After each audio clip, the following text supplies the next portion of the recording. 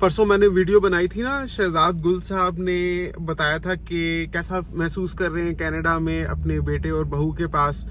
कि बहुत ही उकता गया है दिल और उनको लगता है कि उनके बेटे और बहू का रवैया ठीक नहीं है।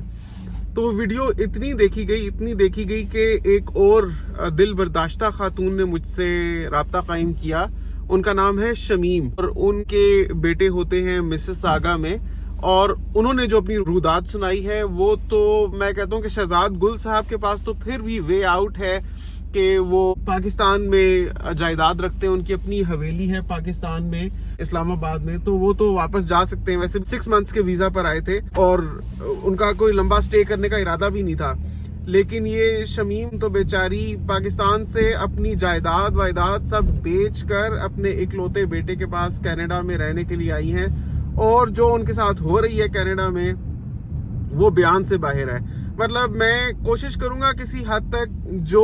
मुझसे बन पड़ा उनका जो दर्द और कर्ब है आप तक कन्वे कर सकूं, मैं वो पूरी कोशिश करूंगा करने की इस वीडियो में, लेकिन मुझे नहीं लगता कि मैं इंसाफ कर पाऊंगा उस जज्बे के साथ जो उन्होंने मुझे कन्वे किया, उस जज्बे की जो शिद्दत थी और जो उनका हाल था बेचारी का, जो मैं कहता हूँ कि लाचारी और महरूमियत का आलम उनके ऊपर तारी हुआ है, बयान से बाहर है। बहरहाल मैं कोशिश करता हूँ फिर भी आपकी गोश गुजार करने की, जो कुछ मुझे उनसे पता चला है। आप नीचे जरूर बताइएगा कि उनके लिए नेक्स्ट क्या कदम होना चाहिए, क्योंकि वो ऐसे इकदाम कर बैठी हैं कि अब तो वो लंबा ही फंस गई हैं यहाँ पर। बहरहाल हुआ क्या उनके साथ वो आप सुनिए पहले और फिर ही फैसला कीजिएगा, लेकिन सबसे पहले आपसे गुजारिश है कि इस वीडियो को एक थम्स अप दे दीजिए और चैनल को अगर आपने सब्सक्राइब नहीं किया हुआ तो प्लीज सब्सक्राइब कर लीजिए। आगे बढ़ने से पहले मैं एक छोटा सा डिस्क्लेमर ये भी दे देना चाहता हूँ कि आपको लग रहा होगा कि मैं मुसलसल डिप्रेसिंग वीडियोस बना रहा हूँ। मेरा ऐसा कोई मकसद है नहीं, सिर्फ लोगों के एक्सपीरियंसेस हैं जो आपके साथ मैं शेयर कर रहा हूँ, और इट गोज विदाउट सेइंग कि एक्सपीरियंसेस अच्छे भी होते हैं और बुरे भी होते हैं। समझ ले कि इन दिनों कुछ बुरे एक्सपीरियंसेस पर वीडियोस बना रहा हूँ, हो सकता है उसके बाद मैं एक सीरीज करूँ लोगों के अच्छे एक्सपीरियंसेस की कनाडा में। अगर आप चाहते हैं मैं वैसा करूं तो नीचे कमेंट में बताइएगा, तो मैं आपके लिए वो वीडियोस भी बनाऊंगा। मैं जो बताता हूं that is reality, not necessarily of everyone, लेकिन बहुत लोग उन बातों से रिलेट कर सकते हैं, क्योंकि कनाडा का जिस किस्म का निज़ाम जिंदगी है मैंने खुद यहाँ पर आकर अपनी आंखों से मुशाहिदा किया है। मैंने जी है ये कनाडा की जिंदगी, तो मैंने देखा है लोगों का क्या हाल है, लोगों की किस किस्म की जिंदगी है। बहुत अच्छा भी है बोलने के लिए मेरे पास, और इसका एविडेंस ये है कि मैं खुद भी कनाडा में हूँ और सुनाने को भी, लोगों को तस्वीर का दूसरा रुख दिखाने के लिए भी बहुत कुछ है। तो क्या हुआ शमीम आंटी के साथ वो मैं आपको बता दूं। तो शमीम आंटी कहती हैं कि मैं कनाडा आई 4 महीने पहले, और 4 महीने के अंदर अंदर मेरी वो दुर्गत बन गई है कि मैं बताने की कोशिश करती हूँ, लेकिन मुश्किल ये है कि समझ आ पाए वो सारा कुछ जो मेरे साथ होता है। कहती है कि मेरा एक ही एक बेटा है नोमान, और वो कनाडा 3 साल पहले आया था। शादी उसने अपनी मर्जी से की थी पाकिस्तान से, लेकिन खैर उसकी बहुत मर्जी थी, वहां पर मेरा एक ही एक बेटा था, तो जहां चाहता था मैंने भी रजामंदी वहीं जाहिर कर दी। उसके वालिद भी उस वक्त हयात थे, तो वालिद का इंतकाल हो गया 1 साल पहले। तो 1 साल पहले उनका इंतकाल हुआ है, तो उसके बाद मैं पाकिस्तान में बिल्कुल ही अकेली रह गई थी, और माशाल्लाह काफी अच्छे वेल सेटल्ड हैं हम, पाकिस्तान से अबव एवरेज आप समझ ले कि इकोनॉमिक क्लास में हम आते हैं। मेरा अपना घर था, आबाई जायदाद भी काफी मियां वाली में थी, तो उसको बेच कर मैं कनाडा आई हूँ, क्योंकि मैंने सोचा कि इनके वालिद के मुझसे बिछड़ जाने के बाद मैं तो बिल्कुल अकेली ही रह गई थी पाकिस्तान में, तो ध्यान मेरा बेटे में ही लगा रहता था, और मेरा पोता भी है यहीं, तो मेरा दिल करता था कि मैं इन्हीं के पास आ जाऊं और इन्हीं के साथ रहने लग पड़ूं। तो उसके लिए मैंने बड़ी कोशिश करके अपनी हवेली को बिकवाया, उसके लिए मैंने अपने भाइयों की भी मदद ली, क्योंकि मैं औरत और अकेली जान मेरे लिए करना भी ये मुश्किल था। बेटा मेरा वैसे ही कनाडा में था, तो बहरहाल काफ़ी तगो-दो के बाद वो हवेली अच्छे दाम पर बिक गई, और वैसे मैं पाकिस्तान में ही अपने अकाउंट में छोड़ कर आई हूँ। उसके मैंने कुछ बॉन्ड्स और सर्टिफिकेट्स वगैरह ले लिए। बेटा मेरा कनाडा में बहुत अच्छा सेटल हो गया, आते साथ ही वो सॉफ्टवेयर इंजीनियर है, تو اس کو آتے ساتھ ہی اچھے جاب مل گئی. اور جو بہو ہے لبنہ وہ ایک بیوٹی اسٹوڈیو پہ کام کرنا شروع ہو گئی ہے. اس نے بیوٹیشین کا کورس کیا ہوا تھا, بیوٹی اسٹوڈیو میں ایک کام کرتی ہے, پرماننٹ نیل کلر اور ہیئر ایکسٹینشنز وغیرہ کا کچھ کرتی ہے وہ. تو لبنہ کے بارے میں بتاتی ہیں کہ پاکستان میں بھی صرف 1 مہینہ ان کے پاس رہی تھی, اس کے بعد یہ لوگ کینیڈا موو ہو گئے تھے, تو کوئی زیادہ ان کے ساتھ اس کا رابطہ پاکستان میں بھی نہیں تھا. بس ایک جو مہینہ شروع کا تھا اس میں تو گھومتے گھماتے ہی رہے, ہنی مون کرنے نکل گئے تھے, اور اتنی دیر میں بس ان کے ٹکٹس وغیرہ آ گئے ہوئے تھے, تو یہ لوگ شادی کے 1 مہینے بعد ہی کینیڈا چلے گئے تھے. مطلب کہ میرے ساتھ لبنہ کا کوئی خاص انٹریکشن پاکستان میں نہیں ہوا تھا. کہہ سکتے ہیں کہ جانتی ہی نہیں ہوں اس کو ایز اے پرسن کہ وہ کیسی تھی. فون پہ بھی کبھی بات ہونی تو بیٹے نعمان کے ساتھ ہی ہونی, تو بہو کے ساتھ کبھی بات بھی نہیں ہوئی فون کے اوپر. یہ 2 سال کے بعد جب میں آئی ہوں کینیڈا تو پہلی دفعہ ہی اپنی بہو کے ساتھ بھی آمنا سامنا ہوا ہے. تو جو مجھے پتہ چلا ہے تو بیٹا میں تو کہتی ہوں کہ کیا ہی ہو گیا ہے ہمارے ساتھ. میں نے پوچھا کیا ہو گیا؟ کہتی ہیں کہ پاکستان میں وہ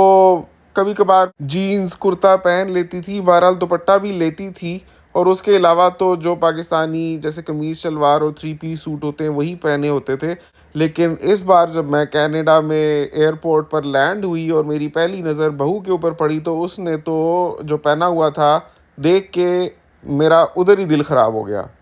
تھلے لایا ہوا ٹراؤزر تے اتنے پائی ہوئی ٹی شرٹ تے تک کہ میرا تے پہلی نظر ہی چینا دل ہی سڑ گیا کہ میرے پتر کے کمائی کیتی ہے. تو میرے نال گلے لگی تے جفا پا کے کہندی ہے ہاؤ آر یو شمیم. میں وکا بکا میں کہ میں دی ماں دی جائی ہاں, تے من کہندی پی ہے شمیم, میرے نا تو من بلاندی پی ہے. ایڈی آزادی تے ایڈی بے تکلفی تے ایڈا ماڈرن زمانہ ہوئی ہے. تو ناظرین یہاں پر میں نے کچھ انہی کا ایکسنٹ کریٹ کرنے کی کوشش کی ہے, پتہ نہیں پنجابی بول رہی تھی یا پٹواری, لیکن ان کا کہنے کا مقصد یہ تھا کہ اپنے بہو کی جو ڈریسنگ تھی اس کے ساتھ وہ بالکل بھی کمفرٹیبل نہیں تھی. ان کو اچھا نہیں لگتا کہ ان کی بہو نے پینٹ شرٹ پہنی ہوئی ہو, تو اس نے شاید اسی قسم کا کچھ پہنا ہوگا, اور ان کو جو خاص طور پہ نام لے کر بلایا نا شمیم, تو اس سے ان کو بہت ہی چڑ ہوئی. پہلی دفعہ میں ہی ان کا دل خراب ہو گیا. میں آپ کو ایک آن دا سائڈ نوٹ یہ بتاتا چلوں کہ یہ جو بھی ان کے نظریات ہیں ڈریسنگ سے متعلق وہ ان کے ہیں, میرے نہیں ہیں. آئی ڈونٹ جج پیپل بیسڈ آن دیئر ڈریسنگس. اور دوسری بات یہ ہے کہ کینیڈا میں واقعی یہ کلچر ہے کہ بڑا ہو یا چھوٹا ہو, بڑی ہو یا چھوٹی ہو, سب کو نام لے کر بلایا جاتا ہے. مطلب ہم ہے نا سوچتے ہیں کہ اگر ہم سے فرض کریں ہماری کوئی ماں کی عمر کی کوئی اگر انگریز خاتون ہمیں نظر آتی ہے, اس سے ہم بات کر رہے ہیں تو اس کو ہم آنٹی بلا دیں عزت کے ساتھ, یا ہم ان کو میڈم بلا دیں, مطلب نام کے ساتھ کچھ نہ کچھ لگائیں. ہمارے پاکستانی کلچر میں اچھا نہیں سمجھا جاتا نا کہ اپنے سے بڑی عمر کا کوئی ہو اس کو آپ سیدھا نام ہی لے کے بلا رہے ہو. ایسے لگتا ہے کہ آپ نے ایک لائن کراس کر دیا ہے یا آپ نے حد پار کر دیا ہے,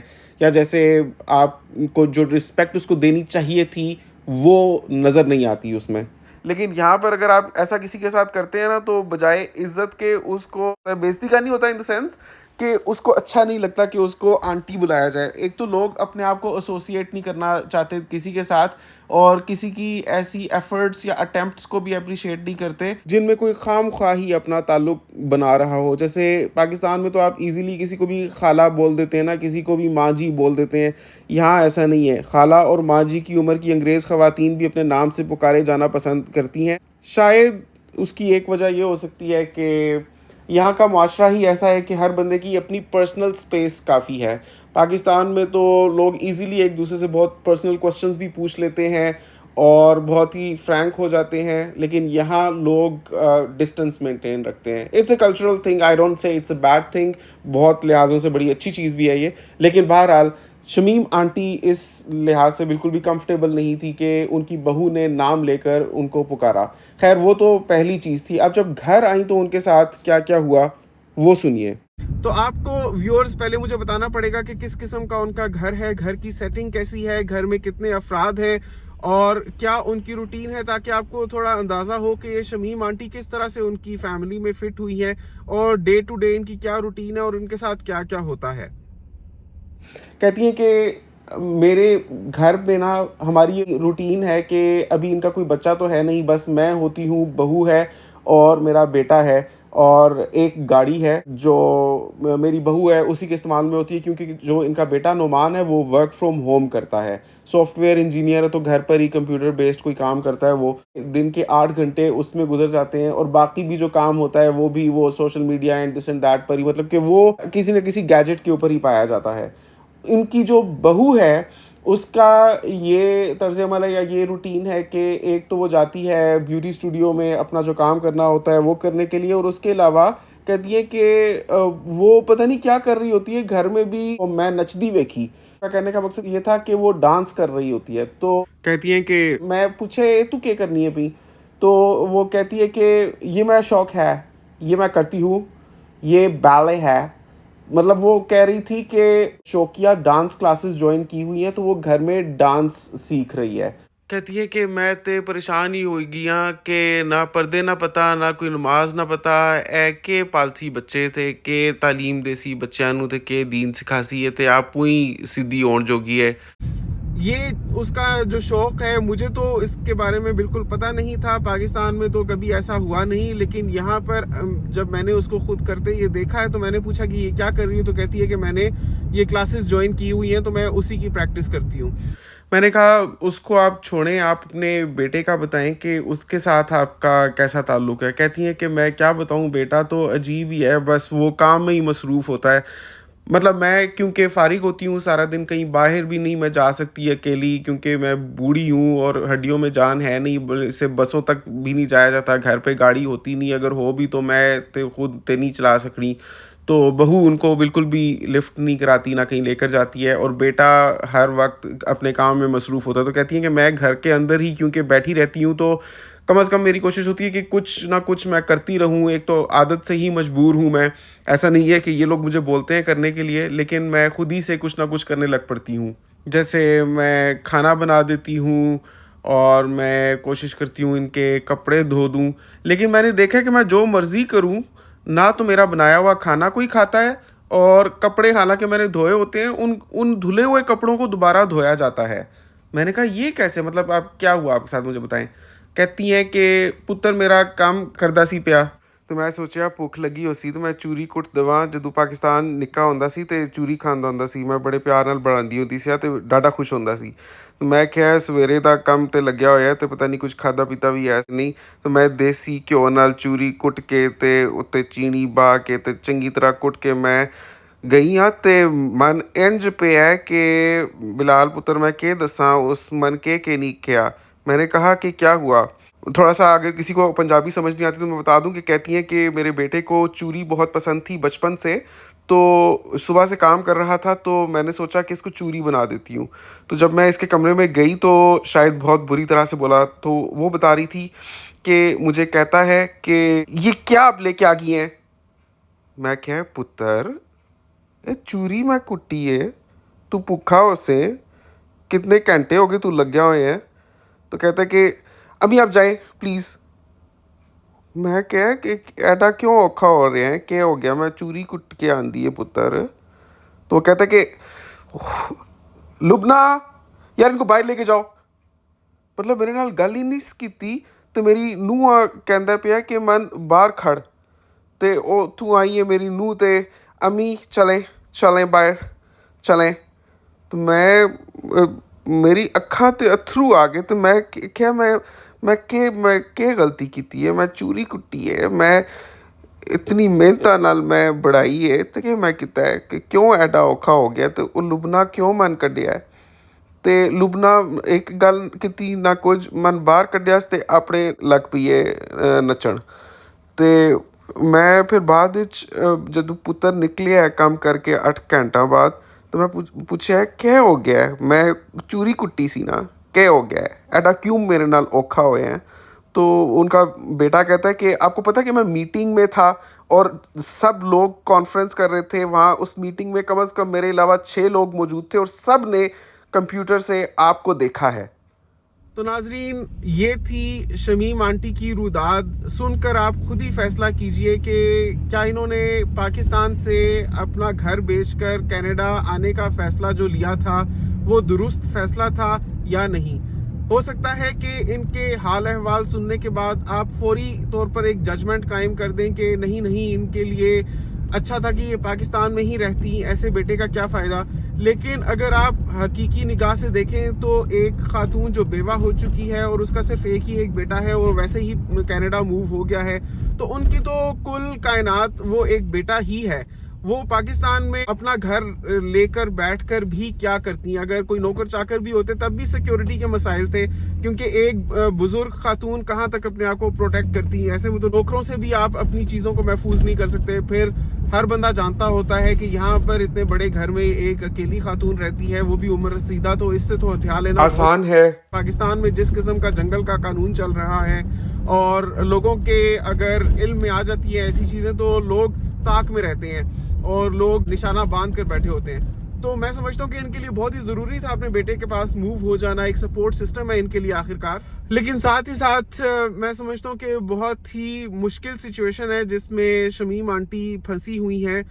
اسپیشلی اس وجہ سے کہ ان کے گھر میں کوئی اوقات نہیں ہے.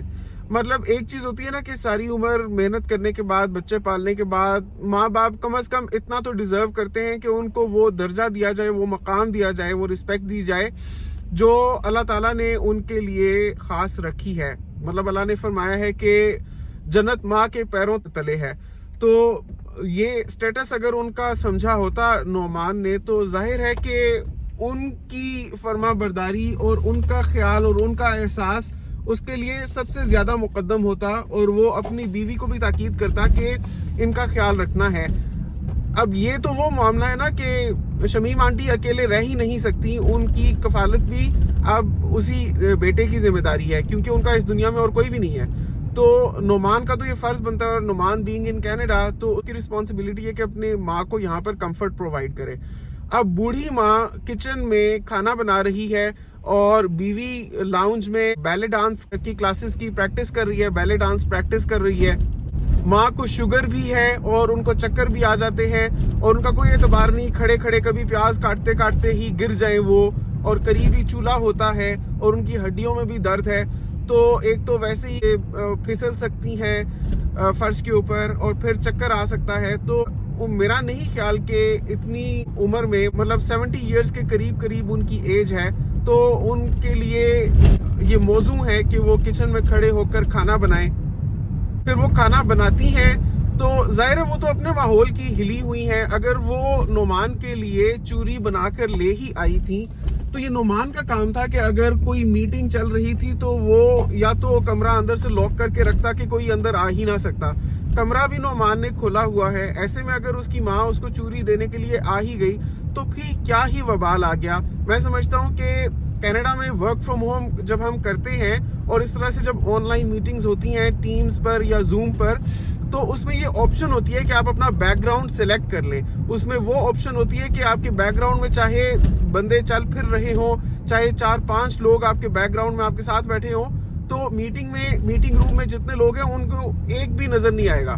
اگر آپ ایسا بیک گراؤنڈ سلیکٹ کر لیں گے کہ آپ اس میں صرف آپ ہی نظر آئیں گے اور باقی تمام بیک گراؤنڈ مٹ جائے گا، وہ ریپلیس ہو جائے گا کسی اور کرٹن ڈراپ کے ساتھ. تو نعمان کو چاہیے تھا کچھ اس طرح کی سیٹنگ کر لیتا اس میٹنگ، اس کانفرنس ایپ میں، بجائے اس کے کہ اگر اس کی ماں نظر آ ہی گئی دوسروں کو تو اس میں بھی ایون اگر اس نے نہیں بھی سلیکٹ کیا ہوا تھا پھر بھی اس کی ماں نظر آ گئی تب بھی کوئی پریشانی کی بات نہیں تھی، کوئی اس میں شرمندہ ہونے کی بات نہیں تھی. ہم سب کی مائیں ہوتی ہیں. کون انسان ہے جو بغیر ماں کے جنا ہے، چاہے وہ پاکستانی ہو، دیسی ہو یا انگریز ہو؟ اس میں اتنی شرم کرنے کی کون سی بات ہے؟ اس کو چاہیے تھا کہ آرام سے تمیز کے ساتھ ان کو بول دیتا کہ میں بس میٹنگ سے فارغ ہو کر کھاتا ہوں یا کچھ بھی ایسے بول دیتا. لیکن جس طرح سے اس نے اپنی ماں کو جھڑکا، تو جو جھڑک ہوتی ہے نا یہ بوڑھے لوگوں کے دل پر تیر کی طرح سے جا کر لگتی ہے. Because after all they have done for their children or their life، ان کو صرف اتنی سی توقع ہوتی ہے، صرف اتنی سی بھوک ہوتی ہے کہ ان سے کوئی پیار سے بات کر لے. تو جب نعمان نے ان کو جھڑکا تو میں سمجھ سکتا ہوں کہ ان کے دل کو بہت ٹھیس پہنچی ہوگی. یہی وجہ ہے کہ اللہ تعالیٰ نے فرمایا ہے کہ ماں باپ کو اف تک نہ کہو، کیونکہ اللہ تعالیٰ کو پتا ہے کہ اف کس طرح سے لیتے ہیں ماں باپ اور وہ لوگ کتنے سینسیٹیو ہوتے ہیں ہمارے جیسچرز کے ساتھ، اور جس طرح سے ہم بیہیو کرتے ہیں, جو الفاظ کا چناؤ ہم کرتے ہیں, تو ایسے میں نعمان کی سرد مہری اور کڑوا لہجہ اس کی ماں کے دل کو چھلنی کر گیا. اب میں یہ کہنا چاہوں گا کہ ہم دیکھ ہی سکتے ہیں کہ ان کے بیٹے اور ان کی بہو کی کوئی جذباتی وابستگی نہیں ہے بوڑھی ماں کے ساتھ, لیکن حقیقی نظر سے دیکھا جائے تو ان لوگوں کے علاوہ ان کا اس دنیا میں کوئی ہے بھی نہیں. اور خاص طور پہ اب جب وہ پاکستان سے اپنا گھر بیچ کر آ چکی ہیں تو اس کے بعد تو ان کے پاس یہی آپشن ہے کہ وہ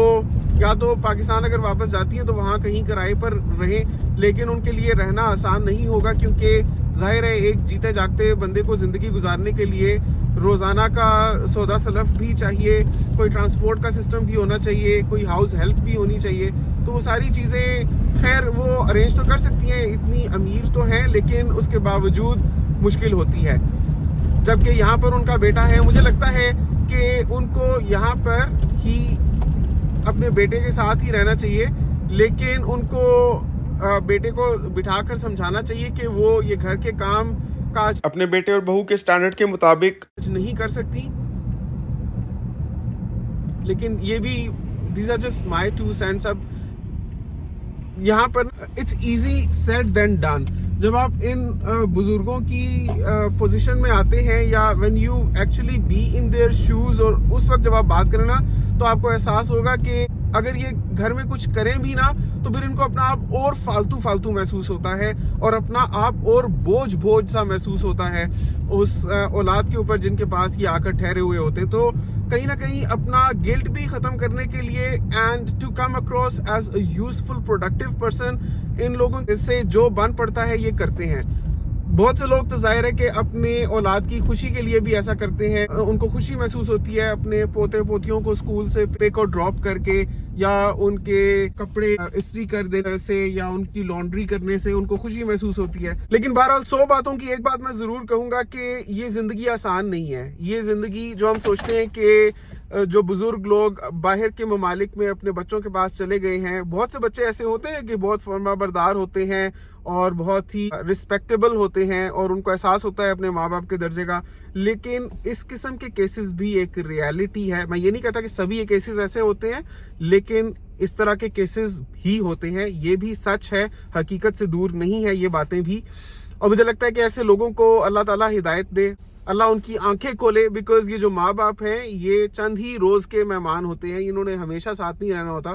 بیوی نے تو ہمیشہ ہی ساتھ رہنا ہے. لیکن ماں کا درجہ نعمان کو پہچاننا چاہیے اور اس کو رسپیکٹ دینی چاہیے, اور ان کو اپنے گھر میں کمفرٹیبل محسوس کروانے کی کوشش کرنی چاہیے. ناظرین, اگر آپ کا بھی کوئی بھی مسئلہ ہے جو آپ میرے ساتھ شیئر کرنا چاہتے ہیں, جو آپ عوام الناس کے ساتھ شیئر کرنا چاہتے ہیں, تو میرا واٹس ایپ نمبر نیچے ڈسکرپشن میں گیون ہے. Feel free to reach out to me on that WhatsApp number, اور مجھے وائس میسج کیجیے گا. میں جب بھی فرصت ملے گی تو آپ کو انشاءاللہ رپلائی بیک کروں گا. امید کرتا ہوں آپ کو آج کی ویڈیو پسند آئی ہوگی. شمیم آنٹی کو کیا کرنا چاہیے نیچے کامنٹس میں ضرور اپنی رائے کا اظہار کیجیے گا. آپ سے ملاقات ہوتی ہے انشاءاللہ اگلی ویڈیو میں. دعاؤں میں یاد رکھیے گا. اگلی دفعہ تک کے لیے اللہ حافظ.